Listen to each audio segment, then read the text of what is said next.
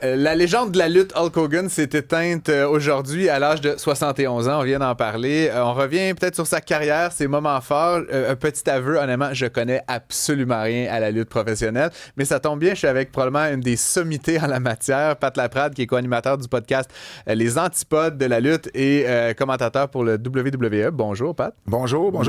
Tu connais rien de la lutte, mais est-ce que tu connais le nom Hulk Hogan? Ah oui, moi je connais Hulk Hogan, la moustache, le suit jaune, on déchire, ça va. Là, et c'est la plus belle preuve de la carrière qu'Hulk Hogan a eue, parce qu'il a transcendé son monde, il a transcendé la lutte professionnelle, justement parce que des gens qui ne suivent pas la lutte savent c'est qui. Ma mère connaît sûrement pas un lutteur depuis Édouard Carpentier, mais Hulk Hogan, elle sait c'est qui. Donc, c'est un peu ça, Hulk Hogan. Ça a été un visage très important à deux époques charnières de l'histoire moderne de la lutte professionnelle, c'est-à-dire au milieu des années 80, lorsque Vince McMahon Jr. décide d'en faire sa tête d'affiche. C'était une tempête parfaite, en fait. Vince McMahon voulait rendre son produit national, mondial, parce qu'avant, c'était très territorial. Okay. Et il a décidé d'avoir Hulk Hogan comme tête d'affiche à un moment donné où la câblo-distribution devenait de plus en plus populaire, à un moment donné où MTV allait rejoindre les jeunes dans leur maison. Et cette tempête-là a fait en sorte que la lutte a eu une recrudescence à ce moment-là. Et c'est devenu tellement populaire. Une dizaine d'années après, c'est avec la WCW, donc la promotion concurrente de la WWF, qui était propriété de Ted Turner à l'époque. Okay. Hulk Hogan était rendu Ted là. Ted Turner, fondateur de Time, c'est ça? De CNN. De CNN, entre autres. Okay. TBS Network. Un homme très riche. Également, un milliardaire, absolument, ou à l'époque, il l'était. Et puis, Hulk Hogan devient vilain. C'était le héros d'une génération, devient vilain avec la NWO, c'est-à-dire dans le spectacle qu'on présente. Parce que Hulk Hogan, c'était le gentil au début. C'était l'ultime gentil. C'était le papa quasiment. C'était le gars qui n'était peut-être pas le meilleur dans l'arène, mais qui connectait avec la foule, qui était charismatique, qui faisait des entrevues de feu. Et il y a une génération dont je fais partie qui a grandi avec comme héros Hulk Hogan, parce que c'était justement, ce que M. Barrette disait, c'était le gros musclé qui disait à ce moment-là de faire nos prières, de prendre nos vitamines. Bon, lui, ses vitamines... consommer de la drogue, là. Il y a quand même une sorte d'affaires. On apprendra plus tard que ses vitamines à lui étaient différentes des nôtres. Mais c'est quand même ça. Et dans les années 90, avec la NWO, fait en sorte qu'il y a une rivalité maintenant entre la WCW et la WWF qui s'appellera la guerre des lundis soirs, parce qu'on se bataillait avec une même émission, la même heure, à deux postes différentes, à deux chaînes différentes. Et cette époque-là a été l'époque la plus écoutée de l'histoire de la lutte. Donc, Hulk Hogan, à deux moments différents, a été un visage marquant. Puis c'est pas pour rien qu'aujourd'hui, des gens comme toi, qui n'ont pas suivi la lutte, savent qui est Hulk Hogan. On sait la lutte, là, en fait, tu me corrigeras peut-être, mais ce que j'entends, c'est que la lutte, c'est un peu arrangé avec le gars des vues. Hein, on est rendu ailleurs. Ça se peut-tu? Ouais, mais justement, à l'époque, c'était très théâtral. Puis Hulk Hogan, tu l'as dit, c'est quelqu'un qui est charismatique, qui est quasiment un homme de théâtre. Là. Je sais pas s'il accepterait que je le traite comme tous ça. Tous les lutteurs sont des hommes de théâtre. Mais tu sais, lui, il était comme particulièrement extravagant. Comme tu disais, il connectait avec la foule, connectait avec les jeunes, connectait quasiment avec les mamans à la maison. Là. Tu sais, je veux dire, il était vraiment... Il faisait l'unanimité quand même comme personnage. Est-ce que ça a propulsé l'aspect théâtral ou est-ce que ça a eu comme un impact sur la mise en scène de la lutte au moment, tu dis, charnière où il est arrivé? Je te dirais que c'était plus Vince McMahon en arrière de la WWF qui avait vraiment des idées de rendre la lutte plus spectacle et moins sportive.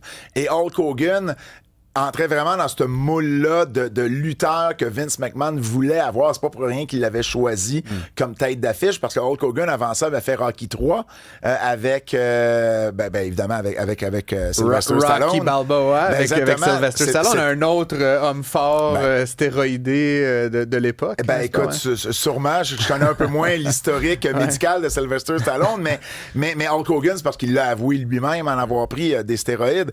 Et Hogan de Rocky 3, devient très populaire dans le Midwest américain, et c'est là que Vince McMahon a été le chercher, puis il avait une vision très précise. Tu sais, c'était deux personnages qui se sont aidés mutuellement. Sans la part de McMahon, est-ce qu'Hogan connaît la carrière qu'il a connue On ne sait pas, et vice-versa, sans Hulk Hogan avec quelqu'un d'autre, peut-être que la WWF et la lutte n'ont pas la même popularité à ce moment-là.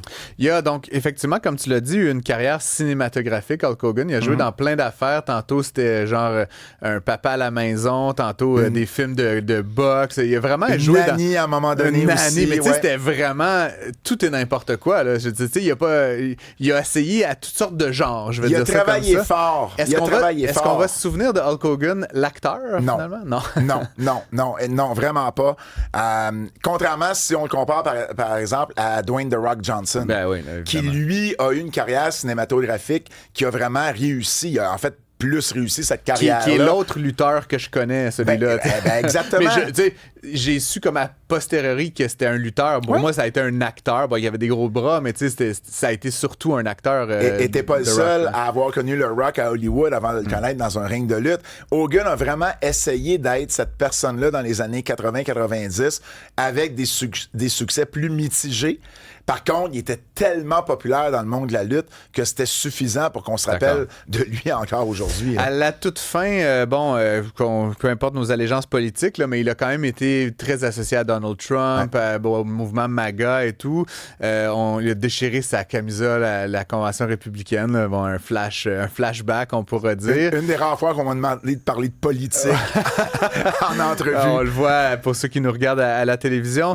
Est-ce que tu penses que ça va ternir son héritage à long terme? Encore une fois, qu'on soit partisan ou pas de Donald Trump, mais tu sais, est-ce que tu s'associes d'un bord de la politique, surtout à un moment très polarisé de la politique américaine? C'est qu'il n'y a pas juste ça. Il y a aussi eu des propos considérés racistes.